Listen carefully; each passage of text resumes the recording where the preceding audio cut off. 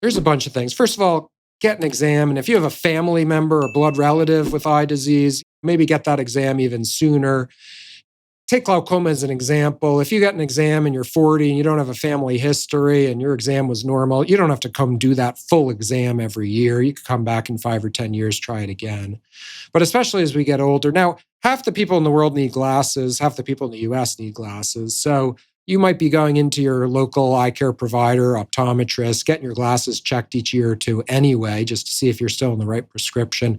And they can do the full exam, check for everything else, make sure nothing else looks suspicious, leave you in great shape. So getting that periodic eye exam, especially as we get older and more of those age-related diseases like macular degeneration, glaucoma, et cetera. Obviously, if you have diabetes, you're supposed to get an eye exam every year just to make sure, because if you've got diabetes and it's starting to affect the retina inside your eye, we could get ahead of that. We've got good treatments that can prevent you from losing vision. So we want to stay ahead on these diseases. That's the main thing.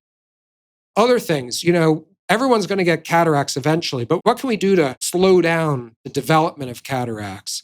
Well, one real easy one is reducing UV light exposure. So you're out in the sun a lot, wear sunglasses. All sunglasses made today have UV protection. By the way, all regular glasses that don't have darkened tinted shades, they also block the UV light from going through. So even if you're wearing your regular glasses outside because you need glasses, that works too. So wear sunglasses or some sort of eyewear protection.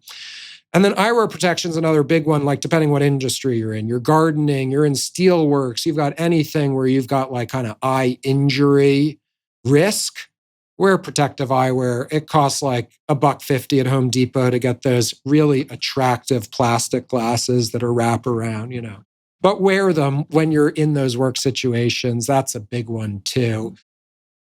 You see a lot of athletes now wear eyewear, and sometimes it's for sun protection, but you'll see a lot of them when it's not that sunny day or they're even playing inside. And they might be wearing it for prescription, but also just for eye protection. Eye protection. Is there anyone out there, and I don't have a dog in the fight, it's just that this conversation around sunlight and exposure is like a religious war online. Is there anyone you would consider scientifically credible who has any counter argument with respect to UV light, why it is important to also get natural exposure, or could be important to get exposure to UV light? Or does that just not exist? Is there a strongman argument for that, or does it just not exist? I don't ever want to say something doesn't exist, because there's someone on the internet right, who's blogging on that. Which is why I say scientifically credible. Yeah. But no, full spectrum light, white light that goes from violet through red, full spectrum light, there's a lot of decent evidence that that's good and important. By the way, let's come back to the development of nearsightedness. We used to say like, oh, maybe people are getting nearsighted as kids because they're spending too much times indoor reading. And so it's just too much near work is leading to nearsightedness. There's now pretty good data, actually, that it's not the near work, it's the being inside part of reading inside.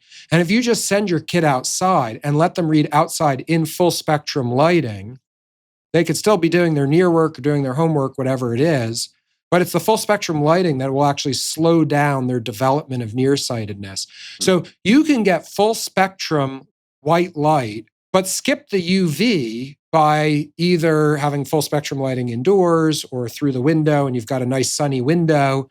The sun that comes through the window, the glass actually filters UV light, so that's fine. Your car window filters UV light. So even if you're not wearing sunglasses inside the car, you're getting that full spectrum sunlight.